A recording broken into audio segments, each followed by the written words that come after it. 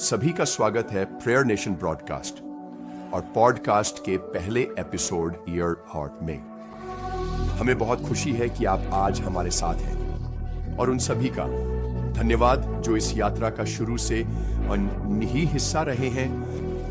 Prayer nation हमेशा से prayer nation नहीं था। यह महामारी की शुरुआत में पवित्र आत्मा की एक बहुत ही साधारण निर्देश से शुरू हुआ था।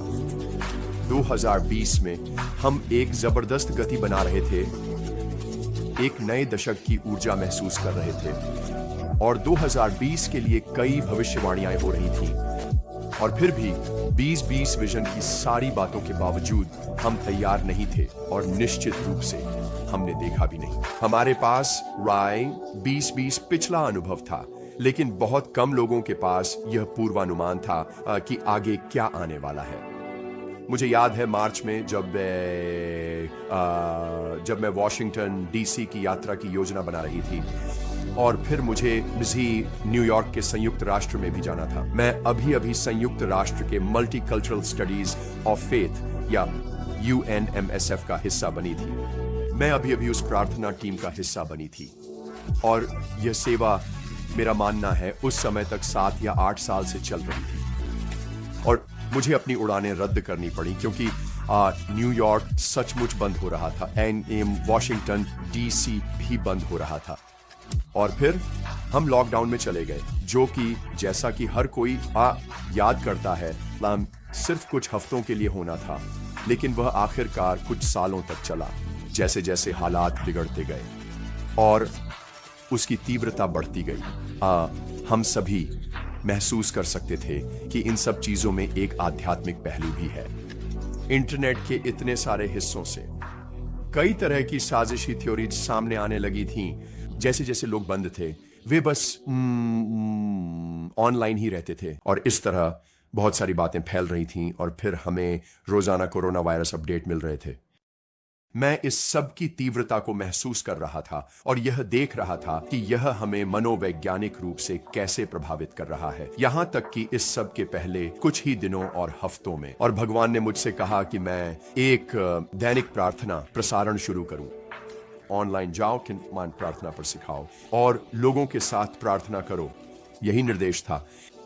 खैर, मेरा पहला विचार था, हमें रोजाना कोरोना वायरस अपडेट मिल रहे हैं, हमें आत्मा में भी रोजाना प्रतिक्रिया देनी चाहिए, हमें एक साथ ऑनलाइन आने में सक्षम होना चाहिए। और उस समय हम जाहिर है ऑनलाइन सेवाएं करने की कोशिश कर रहे थे और वह हफ्ते में एक बार रविवार को होती थी और हम इसमें बहुत अच्छे नहीं थे। तो मैं महसूस कर सकता था कि जैसे जैसे मौतों की संख्या बढ़ती जा रही थी और यह बीमारी फैलती जा रही थी, लोग इस चीज में और गहराई से फंसते जा रहे थे और जो निराशा और असहायता की भावना हमारे संसार में आ रही थी और लोगों को प्रभावित कर रही थी। और सच कहूं तो जब यह सब खत्म हुआ, जैसा कि आप सभी भली भांति जानते हैं, यह पूरी दुनिया में महसूस किया गया, तो मुझे लगा कि हमें इसका एक आध्यात्मिक उत्तर देना चाहिए और लोगों को उद्देश्य, दिशा, आशा और इस बहुत ही आघातपूर्ण समय में सामना करने का एक तरीका देना चाहिए भी, जो हमारे जीवन में अचानक ही आ गया था। तो जब मैं इस ओर प्रेरित महसूस कर रहा था, तब मुझे खुद को बहुत अयोग्य सा महसूस हुआ। मैं अभिभूत महसूस कर रहा था और मैंने प्रभु से कहा, मुझे तो यह भी नहीं पता कि मैं जितना अच्छा प्रार्थना करना चाहता हूं उतना अच्छा प्रार्थना कैसे करूं। मुझे नहीं लगता कि मैं ऑनलाइन जाकर प्रार्थना पर सिखाने के लिए योग्य हूं। और प्रभु ने मुझसे कहा, जो कुछ मैंने तुम्हें सिखाया है वही उन्हें सिखाओ और यही मैं तुमसे हमेशा चाहता रहूंगा। और फिर उन्होंने थोड़ी और स्पष्टता दी और कहा, मैं चाहता हूं कि तुम प्रार्थना के पैटर्न्स, रूपरेखाओं पर सिखाओ। और ये बात मुझ में गूंजने लगी।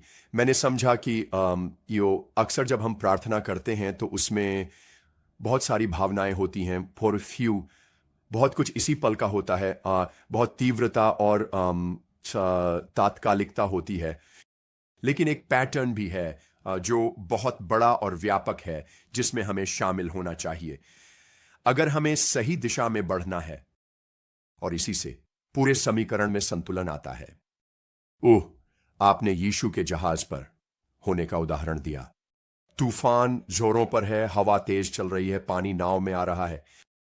ये वे अनुभवी लोग हैं जो गलील में मछुआरे रह चुके हैं और यीशु को गलील पार ले जा रहे हैं, लेकिन वे ऐसे तूफान का सामना कर रहे हैं जिससे वे डर गए हैं। यही वही भावना थी जो हमें भी हुई थी। जैसे अगर हमारी सरकार इतनी आप जानते हैं सतर्क है, अगर अंतर्राष्ट्रीय समुदाय से इतना तनाव है, अगर हमें इन उच्च स्तरीय आप जानते हैं चिकित्सा समुदायों से कोरोना वायरस के बारे में ये सारी रिपोर्टें मिल रही हैं, तो मेरा मतलब है ठीक है, चिंता करने का कारण है।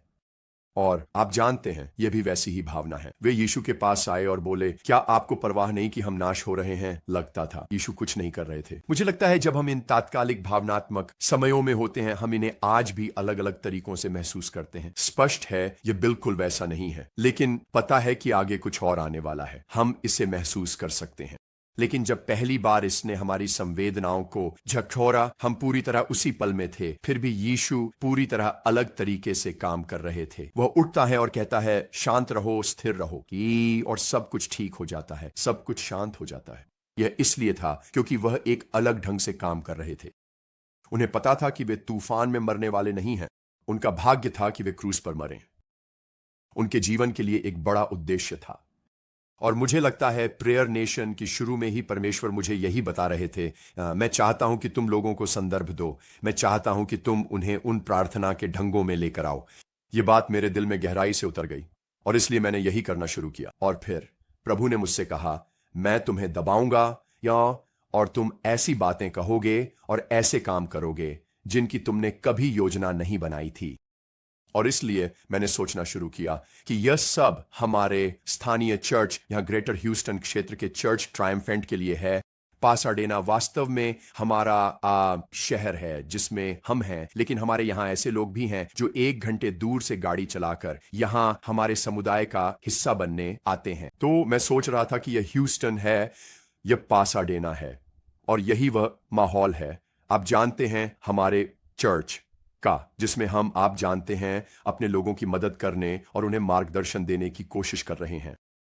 और इसलिए मुझे बिल्कुल भी अंदाजा नहीं था कि वह प्रेयर नेशन कितना बड़ा हो जाएगा और वह कैसे विकसित होगा। लेकिन भगवान ने सच में इसे आशीर्वाद दिया, मुझे सच में इसे छुआ और यह फैलने लगा, इसे साझा किया जाने लगा और यह पूरे संयुक्त राज्य भर में फैल गया। फिर हमने देखा कि अंतर्राष्ट्रीय लोग भी हमसे जुड़ने लगे। बिल्कुल, जब सब लोग लॉकडाउन में थे तो बहुत सारे प्रार्थना समूह चल रहे थे, बहुत सारी चर्चें ऑनलाइन थीं, बहुत सारी सेवाएं थीं जो हमारी तुलना में कहीं बड़ी थीं।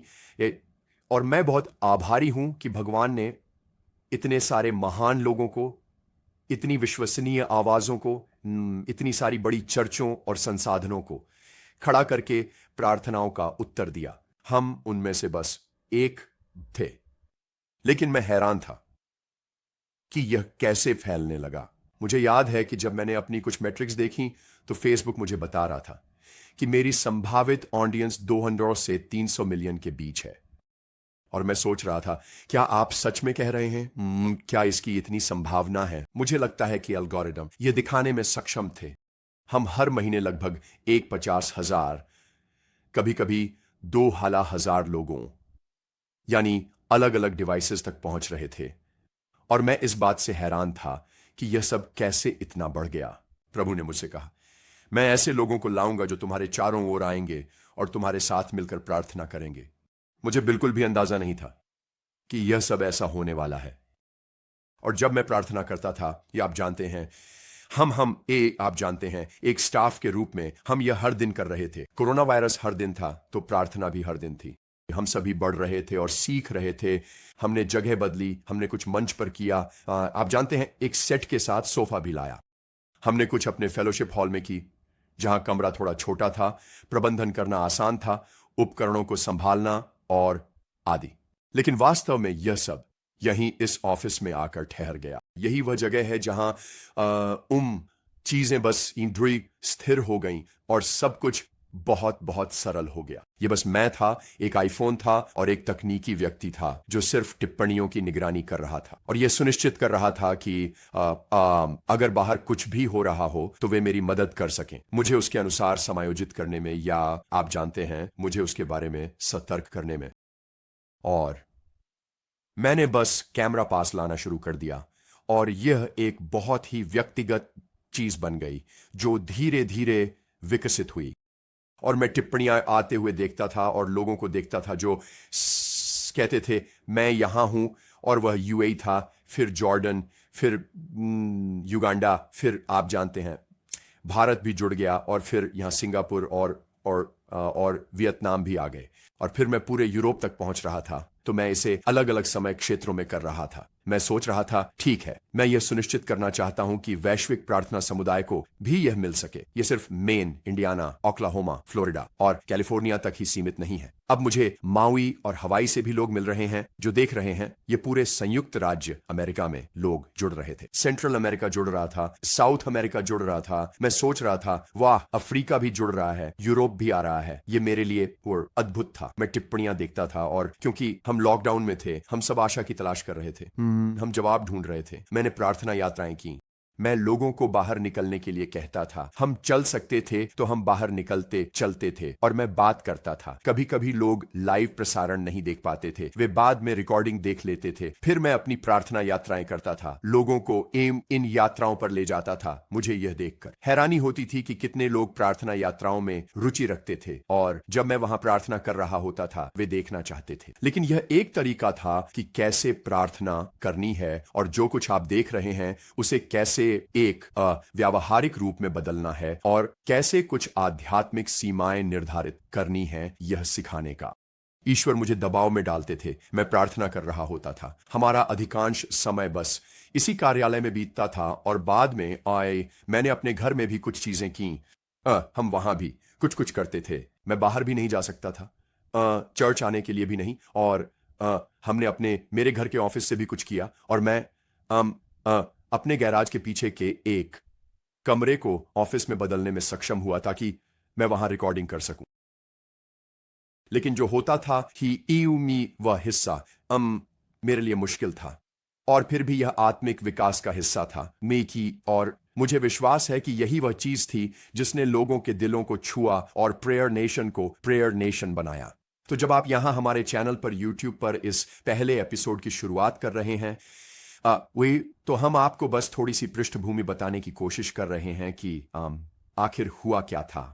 मैं रोने लगा। मेरा मतलब है, मैं इतना रोता था कि कभी कभी नाक से पानी बहने लगता था। बस लगातार आ रहा होता था। मुझे बहुत शर्म आ रही थी, और फिर भी भगवान जैसे कह रहे थे, नहीं, मैं तुम्हें दबा रहा हूं। मैं चाहता हूं कि तुम प्रार्थना करो। मैं चाहता हूं कि तुम सिर्फ प्रार्थना के बारे में बात ना करो, बल्कि लोगों के साथ सच्चे रहो। मैं नहीं चाहता कि ये बनावटी प्रार्थनाएं हों। मैं नहीं चाहता कि ये सिर्फ, जानते हो, औपचारिक प्रार्थनाएं हों। हे प्रभु, हम आपके सर्वश्रेष्ठ और प्रभुत्व के लिए बहुत आभारी हैं, और आपके हमारे प्रति गहरे ध्यान के लिए भी। मेरा मतलब है, लोग औपचारिकता में नहीं हैं।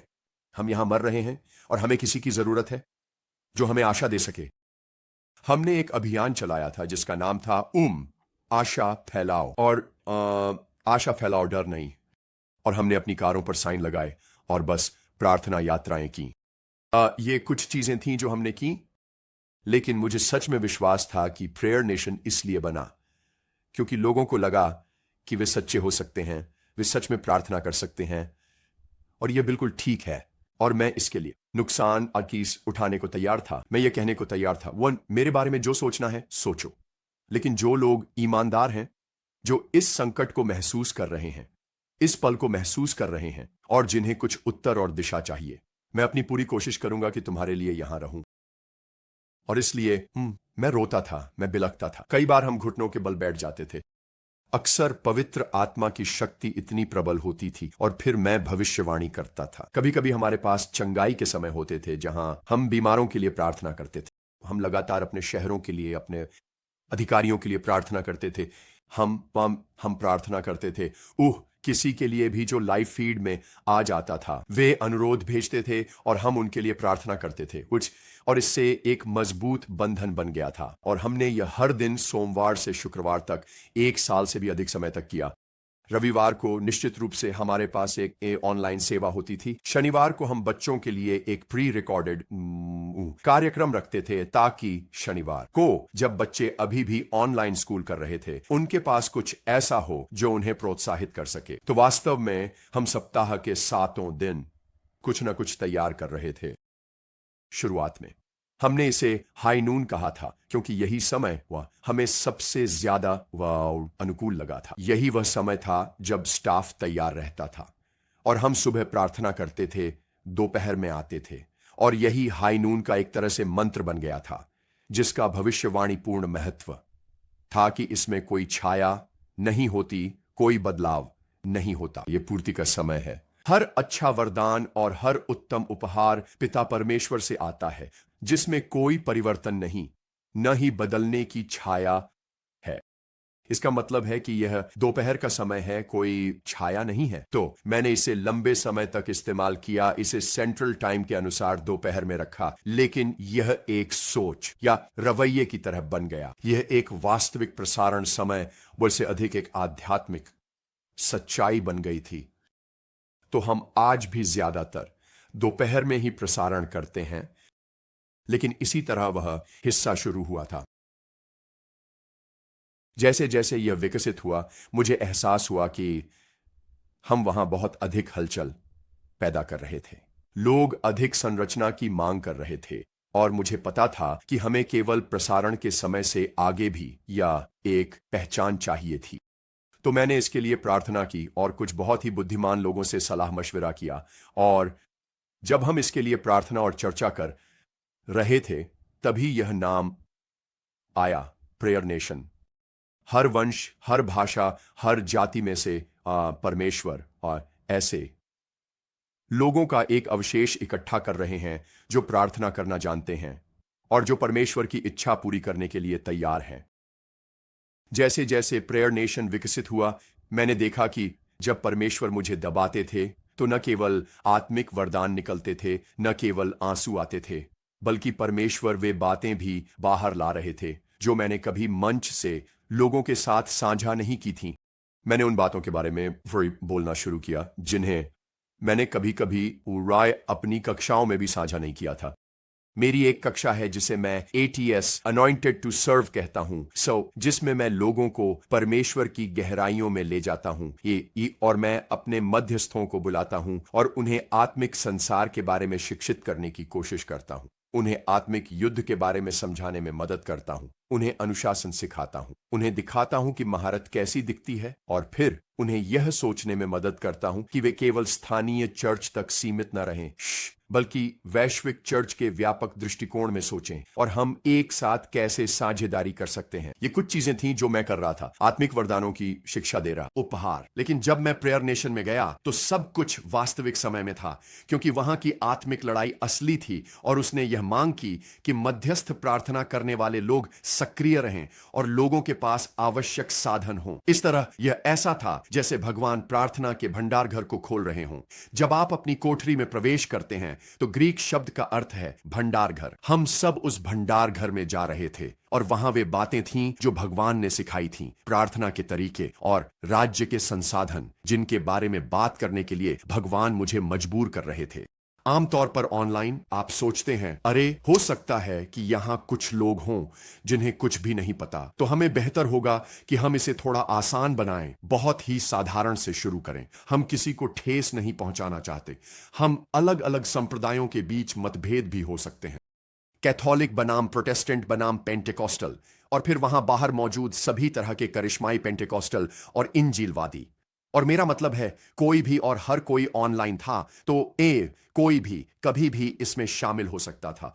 और यहां मैं हूं रोते हुए और नाक बहाते हुए आत्मिक वरदानों और स्वर्गदूतों के बारे में बात कर रहा हूं, और ऐसा लग रहा था, ठीक है भगवान, यहां मुझे सच में बहुत आलोचना झेलनी पड़ सकती है।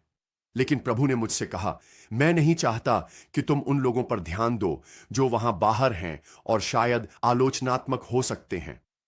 मैं चाहता हूं कि तुम भूखे लोगों पर ध्यान दो और ऐसे पढ़ाओ जैसे तुम उन्नत आत्मिक मध्यस्थों से बात कर रहे हो। ऐसे लोग जो अत्यंत परिपक्व हैं, पूरी तरह से संलग्न हैं, विशेष ऑप्स जैसे। मेरा मतलब है हम यहां प्रार्थना के विशिष्ट और श्रेष्ठ लोगों की बात कर रहे हैं। यह वही है जो उन्होंने कहा। मैं चाहता हूं कि जब तुम प्रेयर नेशन कर रहे हो तो इसी तरह सोचो, कुछ भी मत छुपाओ, अपने दिल में जो कुछ भी है सब साझा करो। आत्मिक संसार के बारे में जो कुछ भी जानते हो सब कुछ समझाओ, उसे सबके सामने रख दो। और इसलिए मैंने जो करना शुरू किया वह यह था कि मैं कोशिश करने लगा कि मैं उन आयामों का वर्णन करूं, उन्हें अलग अलग करूं, उन बातों को समझाऊं जो मैंने सीखी थीं, और लोगों को वास्तविक समय में वे उपकरण देने की कोशिश करूं जिनकी उन्हें जरूरत थी। हमने यह किया और समुदाय बढ़ता गया। और अब जब महामारी कम हो गई है तो हम एक अलग लय में आ गए हैं। और जैसे जैसे हम अपनी जिंदगी में वापस लौटे, हमने देखा कि आप जानते हैं, अब उतनी जल्दी या तात्कालिकता नहीं रही। और इसलिए अपनी लय को बनाए रखने के लिए हम अब भी हर दिन प्रार्थना कर रहे हैं, हम अब भी हर दिन परमेश्वर से सुन रहे हैं। लेकिन जैसे जैसे हम इस लय में आए, हमने मंगलवार शुक्रवार का सिलसिला अपनाया और अब हम हफ्ते में एक बार प्रसारण करते हैं।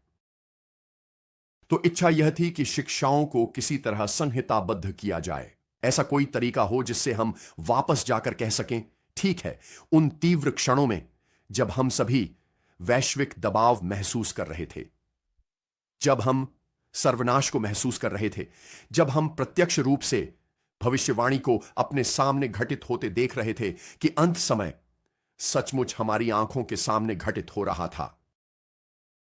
और ऐसा लग रहा था, ठीक है, अब हम कहां जाएं, हमें यहां कुछ जवाब चाहिए। और फिर ये सारी साजिशी सिद्धांत और बाकी सब बातें थीं और मैं सोच रहा था, हे भगवान, हम इसका जवाब कैसे दें, हम इसे लेकर क्या कहें, क्या असली है और क्या असली नहीं है। हमें भविष्यवाणी की आवश्यकता है, हमें प्रेरितिक आवाजों की जरूरत है, हमें ऐसे लोगों की जरूरत है जिनके पास आध्यात्मिक अधिकार हो, हमें ऐसे लोगों की जरूरत है जिनके पास अंतर्दृष्टि हो। हे भगवान, हमें आपसे सुनना है। इसलिए मैं सिर्फ खुद भगवान से सुनकर दिशा नहीं देना चाहता था, बल्कि लोगों को सिखाना चाहता था भगवान की आवाज सुनना, ताकि वे भी दिशा पा सकें। नेता नहीं बल्कि नेताओं को तैयार करना, मध्यस्थ नहीं बल्कि मध्यस्थों को तैयार करना। और इसी तरह प्रेयर नेशन बढ़ता गया और जैसे जैसे समय बीतता गया और भी चीजें खुलती गईं। प्रार्थना सम्मेलनों की शुरुआत हुई और मैं प्रार्थना सम्मेलनों में प्रचार करने लगा। वे मुझे बुला रहे थे कि आकर इसके बारे में बात करूं, क्योंकि प्रेयर नेशन और अब लोगों का एक आंदोलन बन चुका था। और अब हम इस लय में आ गए हैं कि इन माहौल में वापस जाकर अब मैं वॉशिंगटन डीसी भी गया हूं। हमने प्रार्थना यात्राएं की उस हफ्ते से ठीक पहले जब रो बनाम वेड को पलटा गया था। मैं वॉशिंगटन डीसी में था और मैंने वहां स्थानीय मध्यस्थों के साथ एक प्रार्थना यात्रा की। वे लोग वहां मुझसे मिलने आए और फिर हमने प्रेयर नेशन के साथ ऑनलाइन भी यह किया। मुझे एहसास हुआ कि हम हजारों, शायद लाखों लोगों में से सिर्फ एक थे जो प्रार्थना कर रहे थे। लेकिन भगवान ने कुछ असाधारण किया और कुछ बदल गया। हम वहां जाकर यह कर पाए, लेकिन अब यह एक सेना बन चुकी थी। अब ये एक सेना थी और मुझे एहसास हुआ कि यह कोई साधारण सेना नहीं थी। प्रेयर नेशन ऐसे लोगों की सेना है जो भूखे हैं, जो इच्छुक हैं, जो केंद्रित हैं और जो अपनी सीमाओं तक जाने के लिए तैयार हैं, बलिदान देने के लिए तैयार हैं, प्रार्थना करने के लिए तैयार हैं, उपवास करने के लिए तैयार हैं। तो अगर आप पहली बार इस चैनल पर आ रहे हैं और प्रेयर नेशन को देख रहे हैं, या आप हमारे चैनल के इस पायलट एपिसोड 1 में समझना चाहते हैं कि प्रेयर नेशन क्या है, तो मैं आपको एक आधार देना चाहता हूं कि प्रेयर नेशन के लिए यह है। मैं आपको बताना चाहता हूं कि यह उन लोगों के लिए नहीं है जो अभी दूध पी रहे हैं, यह उन लोगों के लिए है जो ठोस भोजन चाहते हैं। और मैं समझता हूं कि मुझसे आगे भी लोग हैं और मैं हमेशा और अधिक पाने की कोशिश करता रहूंगा, लेकिन मैं वे बातें साझा करूंगा जो मैं जानता हूं। और मुझे उम्मीद है कि इससे एक ऐसा समुदाय बनेगा जो परमेश्वर के इन 7 आयामों में प्रवेश करेगा। इन शोनियो ये वास्तविक हैं, जो परमेश्वर के 7 संबंध के 7 स्तरों में बढ़ेगा। ये उपलब्ध हैं, ये सुलभ हैं, जो परमेश्वर की 7 आत्माओं के बारे में सीखेंगे, यह कैसे कलीसिया में कार्य करता है, वैश्विक कलीसिया में और प्रकाशित वाक्य की पुस्तक के 7 स्वर्ण दीपकों के साथ 7 स्वर्गदूत। और उसका क्या अर्थ है? 7 स्वर्ण दीपक और 7 कलीसियाएं, यह स्थानीय कलीसिया को वैश्विक कलीसिया से जोड़ता है। और प्रेयर नेशन इसमें ठीक बीच में है, क्योंकि उसने कहा था कि उसने अपने घर को सभी जातियों के लिए प्रार्थना का घर बनाया है। जब आप उस स्थान की बात करते हैं जहां हम परमेश्वर के सामने आते हैं, मंदिर, एक सिनेगॉग या एक कलीसिया, वह प्रार्थना का स्थान है, क्योंकि परमेश्वर कोई भी कार्य प्रार्थना के उत्तर के बिना नहीं करता। तो अब हमने जो कुछ सीखा है उसे लेकर हम संयुक्त राष्ट्र में गए हैं, और यूएमएसएफ ने अब संयुक्त राष्ट्र में कई बार यात्राएं की हैं, और अब हम संयुक्त राष्ट्र के इस पूरी तरह से मान्यता प्राप्त विंग के साथ वहां प्रार्थना कर रहे हैं। हम आस्था के बहुसांस्कृतिक अध्ययन हैं, एम्बेसडर आर्ट विल्सन और हमारे पास एक टीम है। हम वहां गए हैं। इस साल 2023 में भी अद्भुत उपलब्धियां हुई हैं, जिसमें हमने एक पुल निर्माण बैठक की थी, जिसमें सभी धर्मों के लोग संयुक्त राष्ट्र में एकत्र हुए थे, और हमने घृणा भाषण के बारे में बात की। हमने इस पर चर्चा की कि धार्मिक नेता अपने अपने समुदायों को कैसे प्रभावित कर सकते हैं ताकि कट्टरता कम हो सके, हिंसा कम हो सके, और वे अपने अपने क्षेत्रों और प्रतिनिधित्वों में आशा का संदेश पहुंचा सकें। यह पूर्व और पश्चिम के बीच की खाई को पाटने का लक्ष्य था, और इसका आयोजन वर्ल्ड मुस्लिम लीग द्वारा किया गया था। जब हम सब एक साथ आए तो यह एक ऐतिहासिक घटना थी, और किसी तरह मैं वहां था और मैं वक्ताओं में से एक था। तो हमने यहां अपनी साइट पर उस वीडियो को पोस्ट किया है, अगर आप उसे देखना चाहें। यह सिर्फ 2 मिनट का वीडियो है, जो वर्ल्ड मुस्लिम लीग की ओर से जून 2023 में हुई उस घटना का एक संक्षिप्त अवलोकन देता है। योशिक की वह कार्यक्रम किस बारे में था? यह तो बस शुरुआत थी। यह सिर्फ कूटनीति नहीं है, यह सिर्फ अंतरधार्मिक संवाद नहीं है। यह वे रिश्ते हैं जो बन रहे हैं, ये वे दरवाजे हैं जो भविष्य में खुल रहे हैं, और यह हमें आशा देता है। यह हमें आशा देता है। अब हमारे सामने इजराइल और हमास के बीच यह संघर्ष है, तो अब इसका दुनिया के लिए क्या मतलब है? आखिर हो क्या रहा है? इसलिए हमें ऐसे लोगों की जरूरत है जो ऊंचे पदों पर हों, जो यह समझ सकें कि क्या हो रहा है, अंतरराष्ट्रीय परिदृश्य को देख सकें और यह समझ सकें कि भगवान हमें क्या कह रहे हैं। और जो हम सीख रहे हैं वह यह है कि ऐसे लोगों का एक समुदाय है जो इस ऊंचे स्तर पर देख पा रहे हैं। लक्ष्य यह है कि जितने अधिक लोग हो सकें वे उस स्थिति में आ सकें जो संयुक्त राष्ट्र बनना चाहता है, लेकिन केवल मानवीय इच्छा से कभी नहीं बन सकता।